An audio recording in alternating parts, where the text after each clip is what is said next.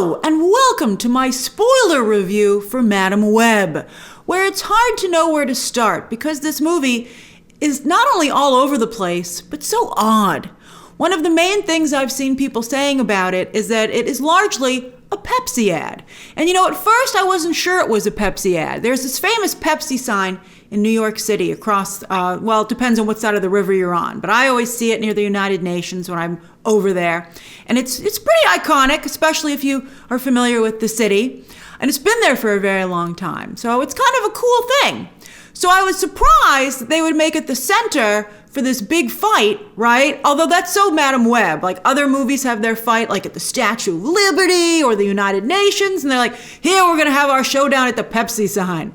But why would the Pepsi sign want to be involved and have the S in the Pepsi, kill Ezekiel and blind and paralyze Madam Web, right? The sign's supposed to be for good things.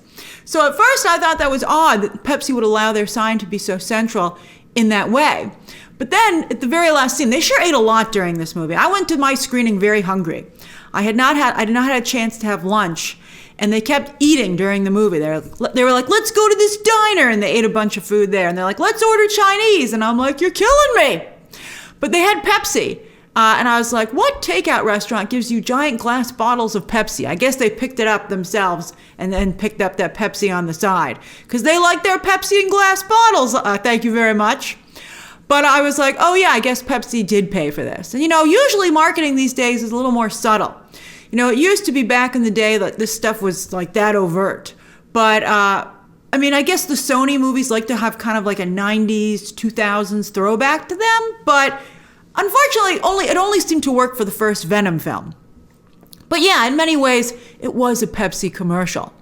Now, speaking of other comic book movies, when I said in my non-spoiler review that Madam Web was so bad and had almost no connection to the source material, many of you responded, like Catwoman? And I knew where you were coming from, because I think some of you were hoping, hey, while Catwoman was bad at first, it eventually has gone on to become a camp classic. And some people actually revisit the film and enjoy it. I know, I don't understand it either, but it's a thing.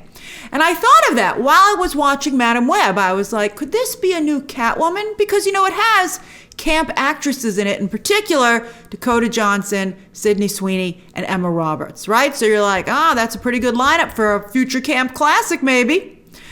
But I think if they had worn their superhero costumes for any part of the film, really, if that had been a traditional comic book origin story and they had gotten their costumes at least halfway through, I think this movie could have eventually gotten a reprieve like the Halle Berry Catwoman movie. Because how do you have these actresses in these costumes where I think they look pretty darn good, actually, certainly in a fun camp way, and not use them? Even if they hadn't intended to, once you shot these scenes, wouldn't you be, they already edited this thing to the point where it's clearly re-edited and a sloppy mess. So why not just pay these actresses to have a couple of days of running around in these costumes and sprinkle it throughout the movie? I think it would have done wonders for it. I think people would have been more forgiving. I think people would have felt it was more of a guilty pleasure. Particularly, I have to say, I think the best costumes are Dakota Johnson, Sydney Sweeney, although I don't know why she has that one little strap under her jaw. It looks really weird. And Maddie Franklin, I think, looks pretty good. I think and especially, you can't tell from here, but when she was in the flashbacks or visions of the future and you saw her spider legs, they were pretty neat. So, it's just weird. Maybe they didn't want to pay for the VFX to bring the costumes to life, but it was just weird. It was weird.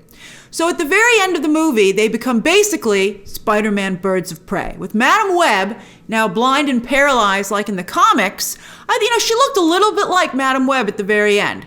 Although she was in such an odd futuristic style wheelchair, I don't understand why they didn't explain where that came from. I think it was supposed to be a nod kind of to the way that Madam Web has always been presented, but it just was especially because Cassandra Webb made this whole point during the whole movie to be so down to earth, don't make a big fuss about me. And, she wasn't a particularly wealthy individual. Why would she have that? Where did it come from? It just made absolutely no sense. So she's blind and paralyzed now, like the Madam Web in the comics, but she's still able to join them in the field because she can psychically project herself across the Spider-Man astral plane. I know. Which she learns to do at the end of the movie. Now, I looked it up. That's from the comics, apparently, that she can project herself astrally. I don't ever recall seeing that in the comics, but I guess it did happen. So she's got that going for her. And I have to say, like, from a comic book perspective, that's an interesting idea for telepaths overall. Like, we always talk about the astral plane and visiting the astral plane, but why couldn't you project yourself down? Maybe even as a hard construct like Madam Web is able to do, so she can interact with the environment. Like, wouldn't that be an interesting use of telepathy? And also, Madam Web can project herself into multiple locations at once, which she does at the end of the movie. Now, psychics, I don't want to get too much into this, but psychics have been used in real-life law enforcement and espionage. And a really good depiction of that, I was actually just talking to someone about this the other day, and a really good depiction of that they pointed out to me was Stranger Things. Although she wasn't even able to actually physically be there. But, to see what's going on in other places and even in Stranger Things, other realms. But, that is an interesting approach to take here. And I wish that the movie had maybe, again, they got to everything way too late to really do anything interesting with it. And I think I would be curious to see if other telepathic characters could maybe do this. Like, why have they never explored that with, like, the X-Men telepaths? I think it's a really cool idea. So yes, thanks to a combination of an awful script and Dakota Johnson's very odd line readings, Madam Web's powers come off here as if it's the Lifetime TV movie version of a comic book. Like, they gave the Spider-Woman comic, or the Madam Web comic, to the Lifetime team, and they said, make a movie about this. And they didn't allow them to do any research or anything. I hate to say it, because a lot of women do like, well, not a lot, but some women do like comic books and know how to play with action figures. But lately, a lot of these movies that are female-centric seem like as if someone's sister, who usually doesn't play with these characters, got a hold of them and then warped them to their own ideas of how they like to play.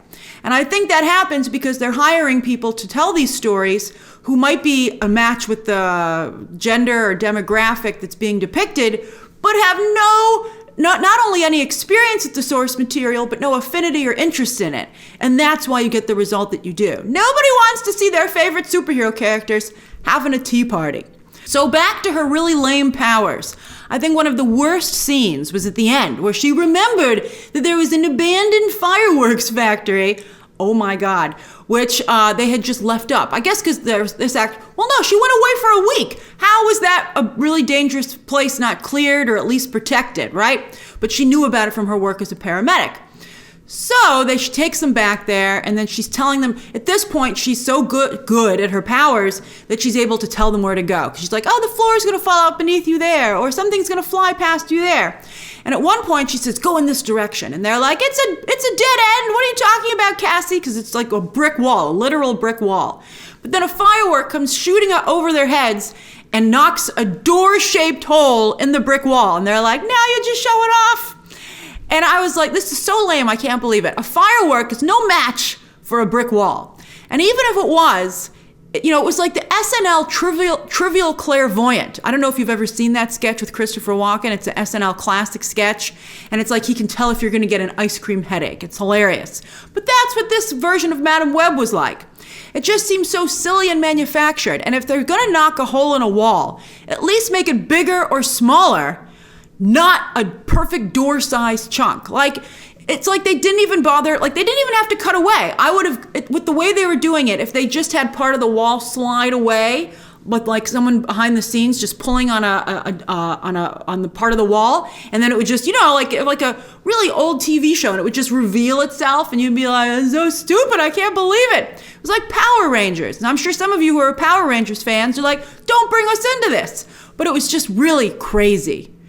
It was just, the door-shaped hole looked so bad. I will never forget it. I didn't like the way Madam Web's powers were depicted overall. I thought it was confusing and jarring. Like, when you have powers in any kind of entertainment, I can't believe that this needs to be, I would think that the people who were telling these stories would understand this, right? So the audience either needs to feel that they would love to have those powers or be like, oh, what a curse. I feel so bad for the main character. How are they going to get through this, right? And then eventually it does become a power that you would like. It always ends up being a power that you would like. But these powers here are just frustratingly vague and limited. By the way, on a side note, I'm not sure if it was intentional or not, but with the Columbia Pictures 100th anniversary logo that I think is debuting in front of this movie, like, wow, why in front of this movie? But that had this weird thing where it was dipping like in and out, and it was very oddly cut, particularly at the beginning. And at first I thought they were applying Madame Web's powers to the Columbia 100th anniversary logo. Maybe they kind of were, because she could, at the end of the movie, see the past and the future. So she was seeing the past of Columbia Pictures, maybe? I mean, they should have then put her in as the woman standing on the platform. But it was just weird. And if you have a character who can see the future, well, characters, as Ezekiel can as well, like a much more advanced version of Spidey sense, right? Anyway, if you can see the future, how do you not show us the 3 Spider Women actually getting their powers? There's so much talk of them having powers, how it's like, going to lead to them killing Ezekiel eventually down the line. That's why he's hunting them. We get to see them in their costumes. How do you not show the scenes then? I mean, that was just so odd to me. You know what was even crazier? I don't think Cassie even mentioned to Julia, Maddie, and Anya that that's why Ezekiel was chasing them. I don't think she ever told them that one day that they would have powers and be superheroes. She was just like, oh, he's trying to kill you. I was like, and Cassie, fill them in. I mean, it was crazy how little information she gave them. And how was his vision so wrong? He'd been having it for years. How was it was Cassie who ended up being the one to kill him? And he still fell to his death as he had envisioned. Hans Gruber style. She should have at least acknowledged that she had changed the future, which was also the point of the whole movie, her realizing that because she could see the future, she could change it. So instead, she just said, oh, it was me all along. You were worried about them, but it was me all along. And I'm like, it's so easy to write this. She should have said, I changed your fate. She changed the future, but your fate stayed the same. Like, that would have made more sense, right? On that note, I'm surprised it took Cassie so long to realize that she could change the future by making different choices, since she knew what was just about to happen. She figures out, for some reason, a pigeon, flies into her window and kills itself, and she's like, now that I know that it's coming, what if I open the window? And I'm like, there's a pigeon in your house. They carry disease. Oh my God. So that, as a New Yorker, that was my take on the scene. But I don't know why that was so hard for her to grasp. Although I did like the nod to A Christmas Carol. I thought that was an interesting, I just liked it because that's my favorite version of A Christmas Carol with Alistair Sim. And so he says, oh, spirit, are these shadows of things that will definitely be, or shadows that can be changed by my actions, et cetera, et cetera. So I was like, oh, that's a cool kind of way to do it. But it wasn't Christmas. Why was she watching A Christmas Carol? It seemed to be like the middle of the summer. And again, this is used so often in movies and popular culture. How is it, it took so long for her to figure out that this was what she could do. It was weird. Also, her buddy at the paramedic, Mike Epps, he died because she didn't think to say, don't, just hold on a minute, or just wait, or go that way. Right? It was just, and why didn't she say, use your words, Cassie? Why isn't she like, it sounds crazy, but I had like this vision. And even if he thought it was crazy, he might be like, crazy enough for me to stop for a minute. I think anybody would be given pause if anyone they knew said they had a vision that involved something absolutely horrible happening to them. How would you react? The only time I thought her powers were cool is when she would tap into the Spider-Man version of the astral plane and a CGI version of Dakota Johnson would get whipped around. I was like, she looks pretty good. That's a pretty good CGI avatar. I wonder if actors get to keep those, on a little disk drive. I thought that was pretty cool. But to be honest, at this point, when she was in that space, it just reminded me so much of Loki at the end of season 2. And I was like, man, there sure is a lot of overlap in comic book storytelling. I guess because it doesn't happen always so close together.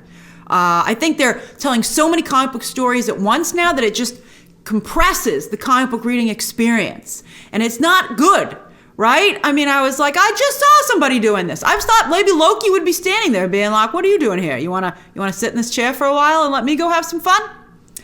The most unique and funny part of Madame Web's origin story, in my opinion, was when she was reading up about the spider people of Peru. More on that in a moment. But she wondered, hey, could she maybe stick to the walls? And realized you would never know unless you gave it a try. And that's funny because that's true. You know, you wouldn't know because you would never think to try and do that. And so she tries and she fails. And she's like, she tells her cat, she's like, let's never tell anybody about this. And I was like, I saw it. But it was funny. I think it made her more human and relatable in that moment. And it reminded me of course, the classic OG Spider-Man movie origin sequence where he tries to climb on a wall for the first time. You know, the Tobey Maguire, Sam Raimi one, which is incredible.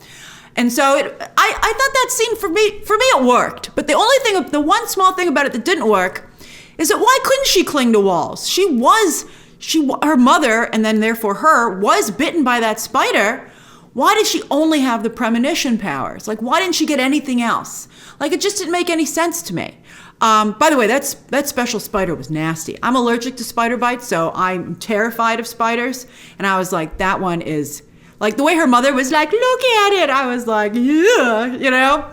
But maybe the reason that she only got the premonition was because of the disorder that she was supposed to be saved by from the spider. You know, the disorder she had been diagnosed with in the womb. And doesn't this all just sound ridiculous?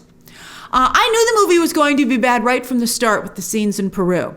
First off, there's no way this movie took the time to fly to Peru. So you're like, what part of California is this that you're trying to pass off as Peru? And it didn't even seem like Peru.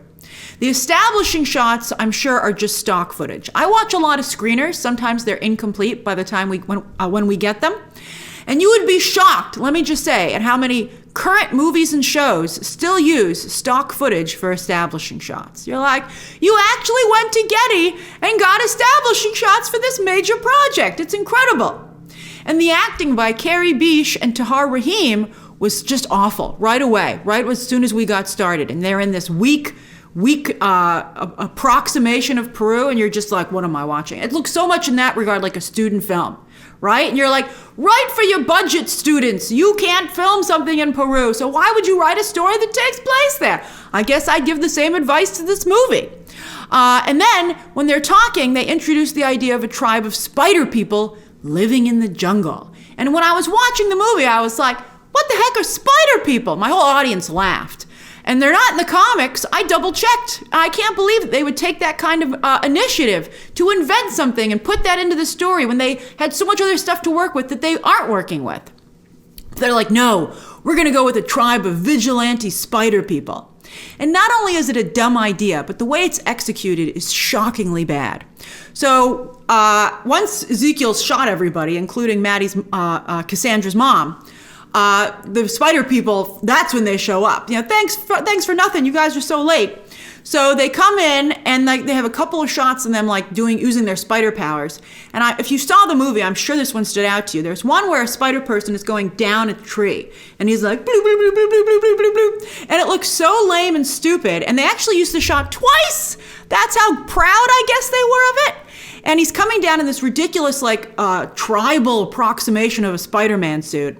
And it was funny when they saw the tribal elder later. He wasn't wearing it. He was like, we stopped doing that. We saw a mirror finally, and we realized we looked ridiculous. So he comes down, and he doesn't even look anything like a spider. He looks like one of those crazy, lizards with the crazy eyes and the funny arms. That's more what it looked like, just sped up. It looked like it was done in the 80s, and even in the 80s, everybody associated with it would have been embarrassed. So Julia's mother, who again Ezekiel had shot, gives birth to her, alive just long enough thanks to a spider bite. And one of the tribe elders gives birth to Cassandra Webb, and he says, and it's so funny, they're like, her last name is Webb? Are you kidding me? What a coincidence. And he's like, someday this baby will return for answers. And as soon as he said that, in my head I was like, no way this movie has time for her to come back to Peru. Who are we kidding? But it did have time for her to come back to Peru, but only, of course, in the most ridiculous way. She literally jumps back into the taxi she stole, and it's like a taxi. She takes the license plates off. I'm like, what police officer would notice a taxi driving around without license plates, not picking anybody up? Why didn't she just ask Ben if she, it was just ridiculous. So she's like, I'm going to the airport. I'll be back in a week. No scenes at the airport, no scenes on the plane. They just cut to her on a bus in impoverished Peru.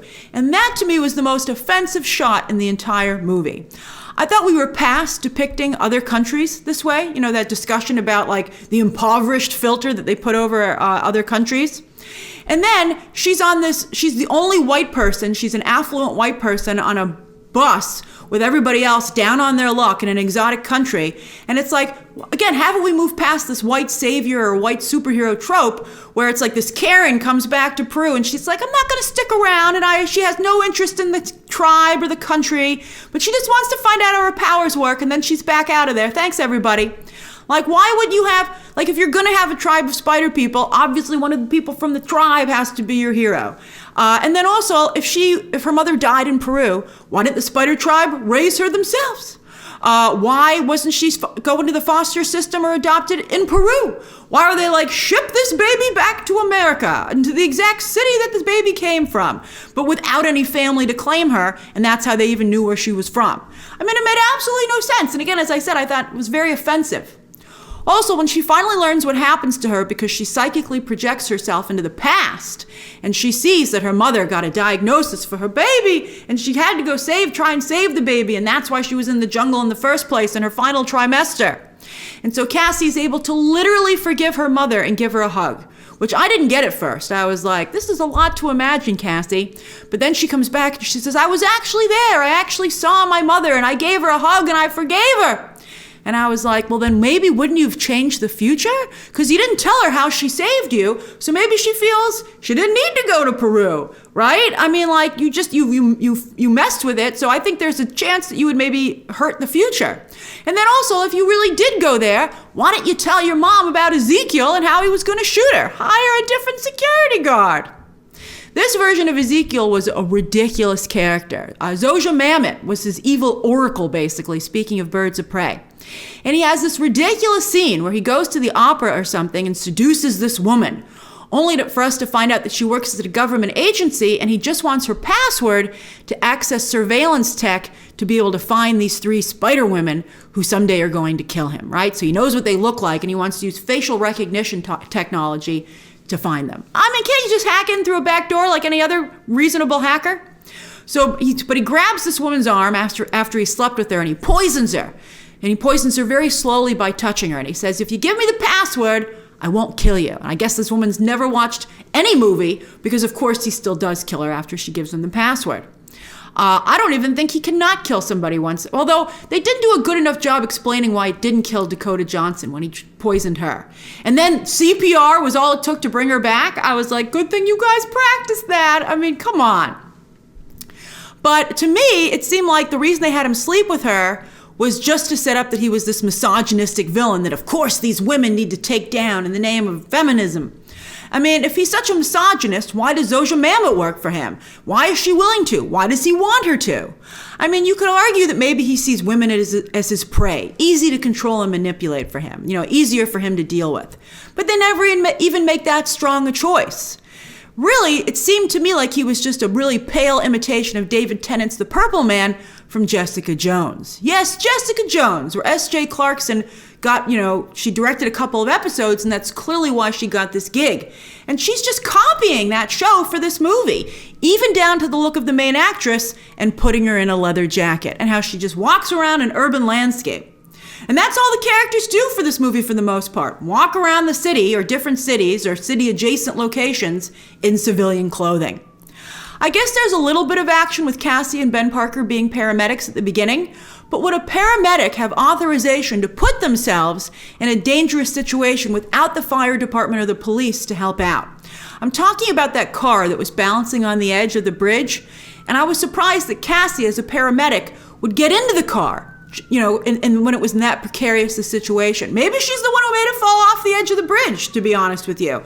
Because I was like, there's no way she's qualified to interact with that situation. I just think it would be against the rules for them to do that. And I've never seen an ambulance be the first on a scene. Usually it's the police and the fire department, and I think the ambulance they're in such close proximity, they could have waited a few seconds for someone to stabilize that car. It just didn't make any sense to me. Again, it was like a Lifetime writer was like, and they're paramedics. Sorry, Lifetime writers, but you know the kind of stuff you write. There was a rumor going around that this would actually be a movie about these characters trying to protect baby Peter Parker, to make sure he's born and that he's safe, and so that he would become Spider-Man. And you can see remnants of that possible storyline because, you know, in the comics, Madam Web is of course much older, so that's why she would be Dakota Johnson's age when Peter Parker was just born. So you can see remnants of that left in the movie that they've released, with the baby shower and driving Mary Parker to the hospital to deliver Peter. But while they hint at the baby's name, they even have a game at the baby shower where they're trying to guess the name, and I'm like, Peter! It's Peter! I thought they'd use her powers for her to win the game. Like at first she's like, I don't know what your baby's name is, and then someone else, or somehow it comes out that it's Peter, and then they flip back and she's like, Peter! And they're like, oh, how'd you guess it? Also, how rude was it that everybody was like, nobody knew that she came from a foster family, that she had a bad experience with her mom? That was just really bizarre. I was like, I don't think any of these people are actually your friends, Cassandra. But so they hint at the name a whole bunch, but they never did anything with it. They never actually said it. And I think it would have been much more interesting to explore pre-Peter Parker, to see young Uncle Ben when he just met Aunt May. He said, I just met someone, I really like her. And Cassandra was even like, what's her name? And he's like, I don't want to say it. I'm like, it's May. And it's like, this is like almost like in the Martha situation in Batman v Superman. We're like, again, that worked for me. But, both Superman and Batman's moms are named Martha. That is kind of interesting to me. But it didn't here. I got to say, I kind of was like, okay, what's going on here? Let me see a little bit more here. But it was just frustrating and annoying. And to really kind of maybe get to see Peter's parents before they were killed. Why didn't we get to see Peter's dad? Why was he away on a trip? Richard Parker. But instead, these characters are just there in the background, and it was bizarre. There is one great line about Ben saying being an uncle. He doesn't actually even say it. Someone else relays it. They're like, guess what Ben just said? And he says he's happy to be an uncle because it's all the fun and none of the responsibility. And then Cassie, now in control of her power, says, just you wait. And it was a funny line, but when you think about it, you're like, why don't you go tell those parents that they're going to be killed? But I guess it's because then Peter Parker would never become Spider-Man. But you don't think she'd be making a joke about it? Right? I mean, I guess Dakota Johnson is the kind of person who would find it funny. She has a very dark sense of humor, we've discovered. But it was weird. It was bizarre. But that was, at least with that and their costumes, kind of a glimpse at the very end, literally the very end of the movie, like for the last 5 minutes of the film, of what maybe could have been if they hadn't expanded the first act of the movie into the whole thing, into 2 hours. It was crazy. And so that's my spoiler review of Madam Web. What do you think of the inexplicable choices that were made here? And do you agree that it was a mistake not to have more scenes with the main characters in their costumes? What do you think maybe would have potentially saved this film and at least elevated it to a Catwoman Morbius level? How crazy is it that we're like, oh, if only this was at the level of Morbius and Catwoman? All right, 2 Oscar winners, by the way, playing superhero characters. Oh, that's weird. All right, share your thoughts down below, subscribe today, and of course, as always, you can check out some more videos right now.